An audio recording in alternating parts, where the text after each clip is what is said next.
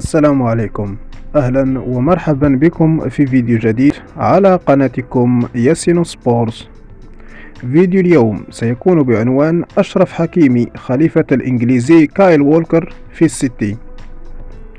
فرصة مثالية أمام الدولي المغربي أشرف حكيمي للانتقال إلى مانشستر سيتي الإنجليزي بعد توارد الأخبار حول الدولي الإنجليزي كايل وولكر من الأزرق وخوض تجربة جديدة في الدوري الإيطالي مع ميلان الإيطالي بعد تجربة يمكن وصفها الناجحة محليا مع باريس سان جيرمان الفرنسي، فيما لا تكاد تكون كذلك في دوري أبطال أوروبا.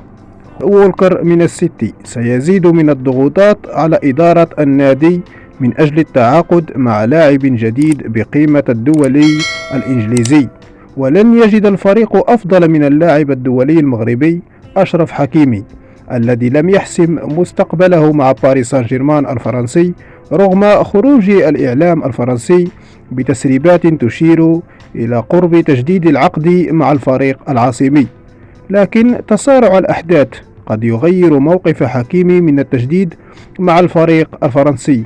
مانشستر سيتي الإنجليزي يرغب في التعاقد مع اللاعب الدولي المغربي أشرف حكيمي منذ عام تقريبا، لأنه يرى فيه الخليفة المثالي لوولكر، بالإضافة إلى موطنه عمر الهلالي لاعب إسبانيول الإسباني لاعب من دون أن يقدم أي عرض وينتظر الحصول على اللاعب بشكل مجاني، كما هو الحال بالنسبة لفريقه الأم ريال مدريد الإسباني وحتى ليفربول. لكن خروج وولكر من السيتي سيدفع إدارة النادي للدخول بقوة من أجل صفقة حكيمي بعدما لعب في الدوري الإسباني ثم الألماني والإيطالي ثم الدوري الفرنسي.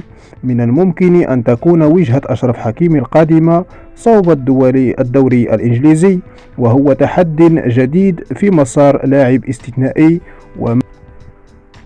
وما تأخر تجديد عقده مع الفريق الفرنسي إلا دليل واضح على رغبته في خوض تجربة جديدة مع فريقه بطموحات خاصة على مستوى دوري أبطال أوروبا الذي منع من دخول خزائن الفريق الباريسي رغم كل التعاقدات الكبيرة.